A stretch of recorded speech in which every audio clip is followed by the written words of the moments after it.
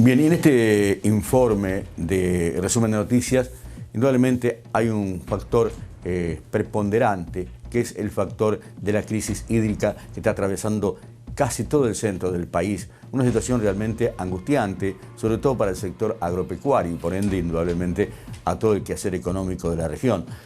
Y bueno, esta escasez hídrica, esta falta de lluvia, que con esta tercera edición de La Niña, indudablemente trae aparejado muchos problemas, con muy pocos rindes en lo que hace al trigo, que se va a cosechar ahora dentro de poco tiempo.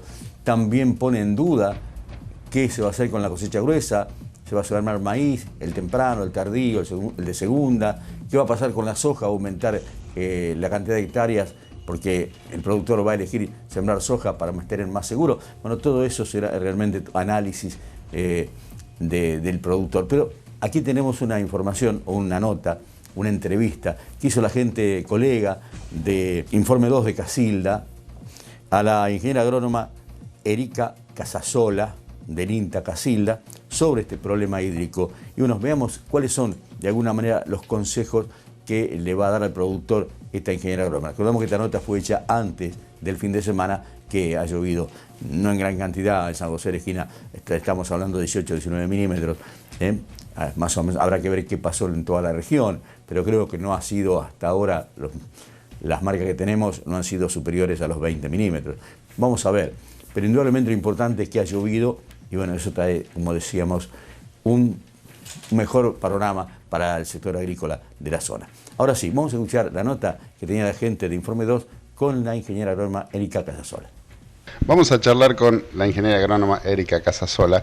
Bueno, por algo que de alguna manera nos preocupa a todos y que se hace comentario general. Erika, ¿cuántos días hace que no llueve en Casilda y la región? Aproximadamente, claro está. 3 meses. Así redondo, 90 días. Sí, o sea, para lo que se necesita, no. Estamos hablando de 6 milímetros en todo el trimestre invernal.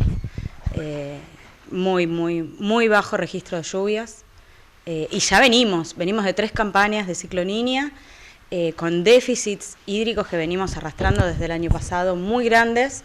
De hecho, hubo algunas cuestiones al momento de la siembra de la gruesa, de soja y maíz, que si no llegamos a sembrar temprano nos tuvimos que ir un poquito más tarde porque después se cortó el agua. Luego tuvimos otro periodo de sequía muy fuerte durante diciembre, enero muy seco, febrero bastante seco también, si bien hubo algunas lluvias dispersas.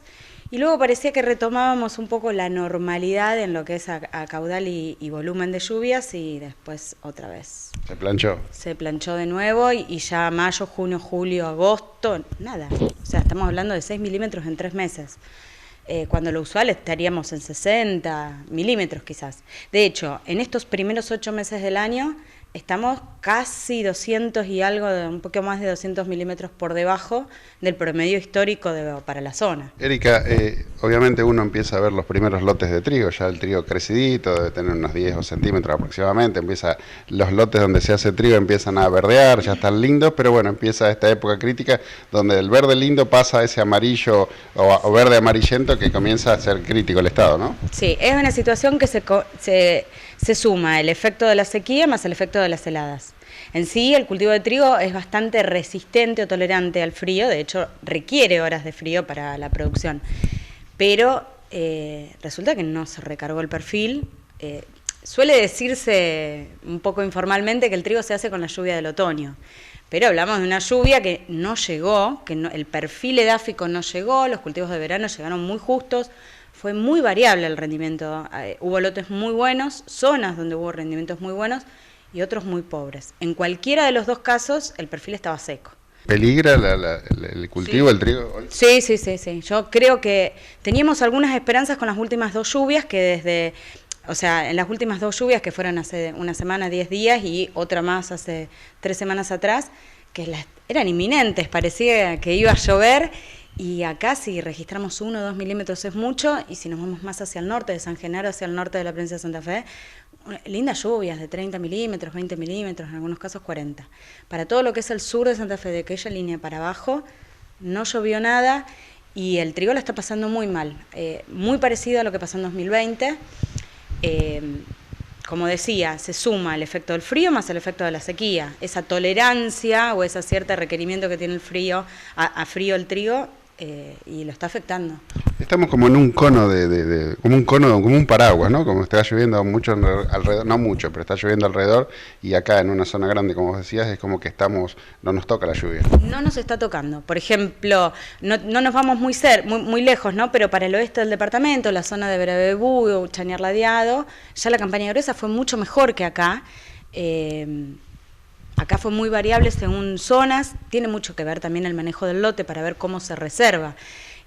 Cuánto puede de nuestra capacidad de nuestro suelo, que es alta la capacidad de los suelos de esta zona para conservar y mantener el agua. El tema es que con poca cobertura, porque los cultivos no logran desarrollarse bien, es más lo que se evapora en la atmósfera que lo que se puede producir en planta. Parece como una contradicción, ¿no?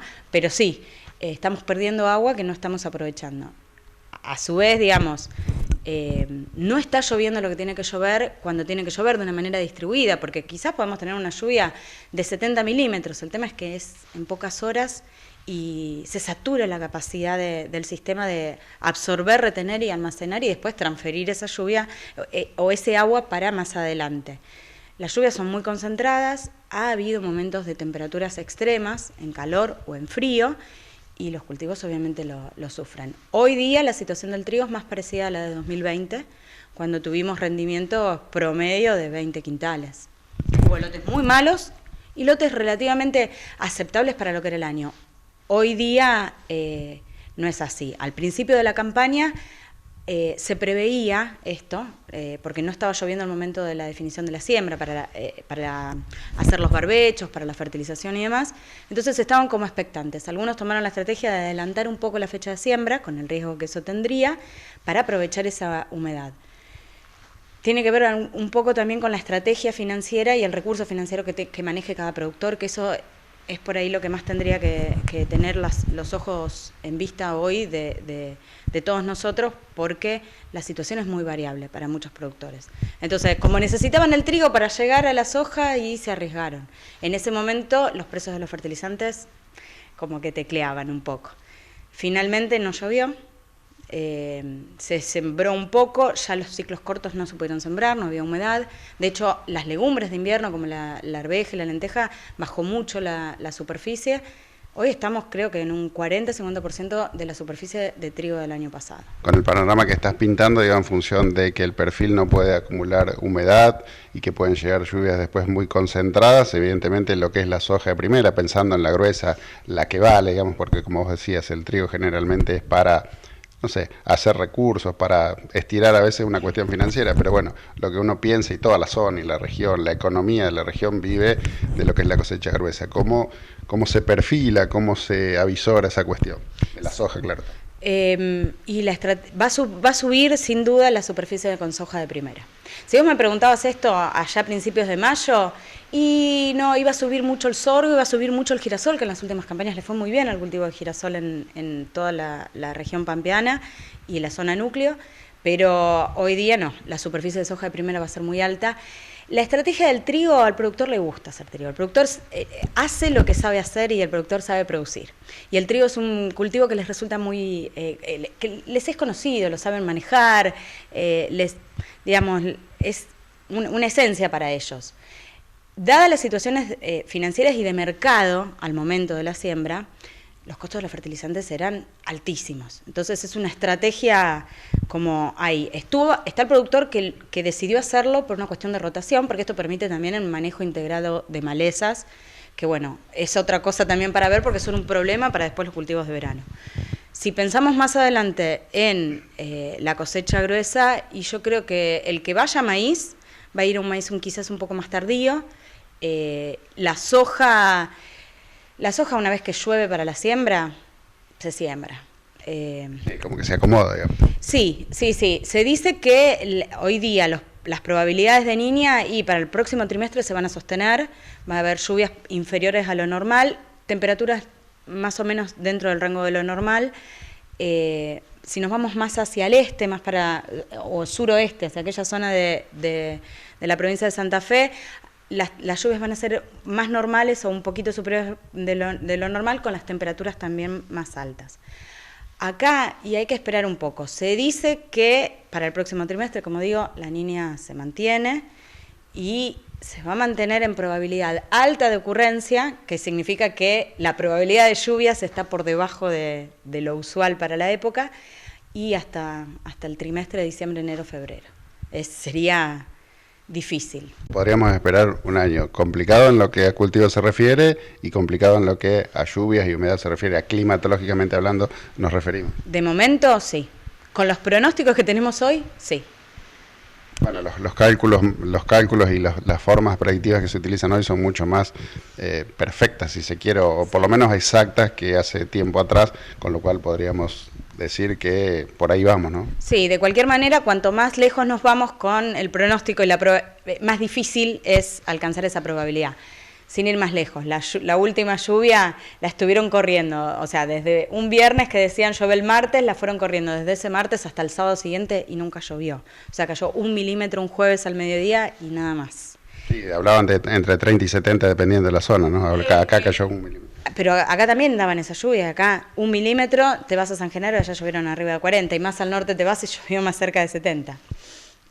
Es así, en la campaña gruesa, esta última que pasó, en esta zona, en el este del departamento, el registro pluviométrico fue crítico, y si te vas más hacia el oeste, como decía, y fue mucho más benigno, sobre todo en la distribución, porque no fueron grandes lluvias. O sea, tenemos un año que estamos por debajo de lo que en general suele llover para toda la zona, pero puntualmente hay lugares en donde se soportó un poco más porque cayó en un momento crítico. Bueno, acá en este momento, en todo lo que es el sur de Santa Fe, en toda la zona que nosotros trabajamos, que es el departamento de Caseros, en todos lados está crítico. O sea, momento en donde el trigo resiste un poco más, que no tiene grandes requerimientos, como es el macollaje, no requiere gran cantidad de agua, está como pasándola bien, la pasó bien, pero ahora empieza con altos requerimientos porque empieza a generar planta hacia arriba, cuando aparecen los nudos o lo que se le llama caña, los requerimientos son altos. Hubo una serie de heladas en los pasados días muy fuertes, provocando graves daños en el cultivo. Teniendo en cuenta el panorama, a los productores que están viendo esta nota, ¿cuál sería, si se quiere, el consejo? Difícil, ¿no? Muy difícil. No, si yo supiera hacer llover, no tengo la receta para hacer llover. Habría que estar un poco expectante de las... Habrá que seguirlo muy de cerca, día a día, ¿no? Sí, hay que seguir y tratar de manejar las estrategias. Por ejemplo, como decía, al comienzo de la campaña fina estaba el que adelantaba la siembra de trigo. Hoy no está ni mejor ni peor que el que esperó la fecha de siembra. Y también las estrategias al momento. Hay mucha gente que al trigo esperó para fertilizarlo, ¿sí? No gastaba ese dinero que era muchísimo y que lo necesitaba para la próxima campaña.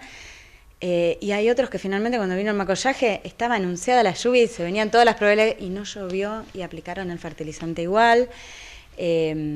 Estar un poco más encima, caminar un poco más los lotes y estar viendo qué es lo que necesita. Lamentablemente, cuando le falta agua, no podemos hacer nada, pero sí tener a mano estrategias. Hubo también quien pegó el volantazo y dijo, bueno, no, me voy del trigo ciclo largo, que lo sembramos allá en mayo, me voy a un corto. Y tampoco se pudieron sembrar los cortos, porque a fines de junio, principios de julio, no llovió nada directamente. Entonces no había humedad en el perfil para sembrar. Habrá que estar atento a las ventanas, ¿no? Como llaman ustedes, los agrónomos, en ese sentido, decir, bueno, no dejar pasar oportunidades en cuanto a humedad se refiere, pensando en la próxima siembra, ¿no? Estamos a día, ¿cuánto? 30 días de octubre para empezar a sembrar. Y siempre tener presente que son riesgos que se asumen y el productor agropecuario es quien está arriesgando eso, ya digo, ¿no? Cambiaron la semilla, cambiaron de ciclo de trigo, fertilizaron, aseguraron un trigo que, como en 2020, hubo trigos de 10 quintales. No se paga ni el seguro, prácticamente. Lamentable. Un panorama complejo. Muy complejo, muy complejo. Y hay productores que vienen trastabillando. Bueno, el año pasado fue bastante buena la cosecha de trigo en general, pero la gruesa fue difícil. Hay productores que no les fue nada bien en la campaña gruesa y se arriesgaron con trigo y está complicado para quizás esa situación. Habría que estar muy encima en el día a día, no dejar eso estar en nada Y bueno, las estrategias hay varias. Retrasar fecha de siembra, hay muchos que se van a maíz tardío, digamos, como si fuese un maíz de segunda, pero sin un cultivo invernal antecesor.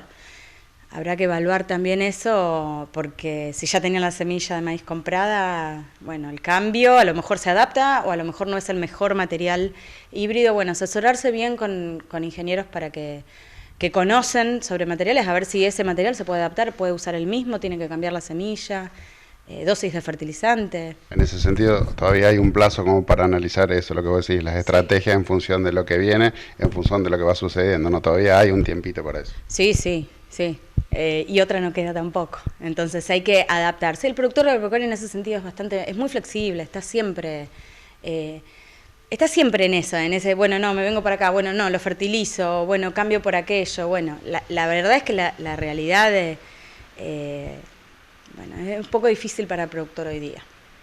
Bueno, pero en función de lo que ha sucedido otros años, en función de las variedades, en función de los ciclos y demás, se ha venido perfeccionando en ese sentido y como vos decís, ya está más práctico en ese métier, en esa gimnasia de especular en el buen sentido de la palabra, para saber qué hacer, ¿no? Poder tomar una mejor estrategia o decisión empresarial, no deja de ser una empresa a cielo abierto, con muchísimos riesgos que no se pueden manejar y controlar, se pueden tratar de mitigar o atenuar, pero bueno. O sea, más temprano conversábamos con un compañero acá de trabajo que pasamos de excedentes hídricos allá por 2013, 2014, bueno, 2013 fue un año seco, ¿no? Pero 2014, 2015 se nos ahogaban los cultivos a una sequía y nosotros que como ingenieros decíamos, bueno, cosecha de agua para transferencia, bueno, hoy no tenemos que transferir. Esa es por ahí una estrategia a pensar, pero y hay que volantearlo. El productor, gracias a Dios, o no sé, pero gracias a los avances tecnológicos hay, digamos, una ventana, un abanico de posibilidades y estrategias a las cuales recurrir desde el punto de vista, bueno, sin duda el pool genético de materiales a los que recurrir para cortar ciclo, para achicar, pero aspectos de manejo son cruciales que estén en la vista, la profundidad de siembra, el espaciamiento en entresurco, la densidad de siembra, son cosas que eficientizan muchísimo más el tema a campo, para esto que mencionaba al principio de que no se vaya el agua sin que se produzca. O sea, la planta viva, cuanto más cerca me tapa el entresurco, son menores esas pérdidas de evaporación directa, sino que es evapotranspiración, se evapora a través de la planta, produciendo biomasa. Fundamental. Por lo cual también habrá que estar encima del cuidado por las malezas o por los insectos y cosas, ¿no?